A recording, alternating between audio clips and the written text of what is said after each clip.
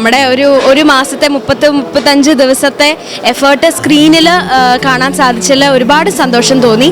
ഇത് തീർച്ചയായിട്ടും ഞാനതിൽ അഭിനയിച്ചത് കൊണ്ട് അല്ലെങ്കിൽ അത് മാറി നിന്നൊരു ഓഡിയനായിട്ടും എനിക്ക് കൂടുതൽ ഇതിനെപ്പറ്റി പറയേണ്ടെന്ന് തോന്നുന്നു. കാരണം നമ്മുടെ പ്രേക്ഷകർ എപ്പോഴും നല്ല സിനിമ രണ്ട് കൈ നീട്ടി സ്വീകരിച്ചിട്ടുള്ളവരാണ്.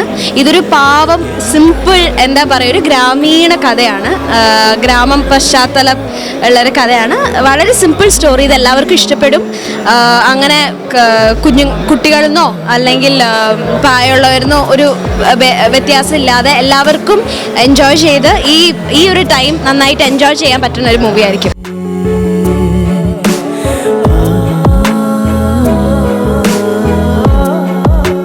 നല്ല എക്സ്പീരിയൻസ് ആയിരുന്നു. ഉണ്ണി വളരെ എക്സ്പീരിയൻസ്ഡ് ആണ്. ഞാനിപ്പോൾ വന്നിട്ടുള്ള ആക്ട്രസ് മാത്രമാണ്, പുതുമുഖമാണ്. എന്നെ സംബന്ധിച്ചിടത്തോളം ഉണ്ണിമുകുന്ദൻ്റെ അടുക്കൽ നിന്നും പഠിക്കാൻ ഒത്തിരി ഉണ്ടായിരുന്നു. ഉണ്ണിമുകുന്ദൻ മാത്രമല്ല, ഇതിൽ നീണ്ടൊരു താരനിര തന്നെയുണ്ട്. അപ്പോൾ എല്ലാവരിൽ നിന്നും എനിക്ക് അതൊരു ലേണിംഗ് എക്സ്പീരിയൻസ് തന്നെയായിരുന്നു.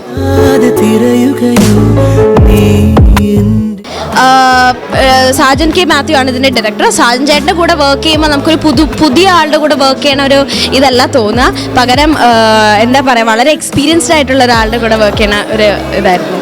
Thank you so much.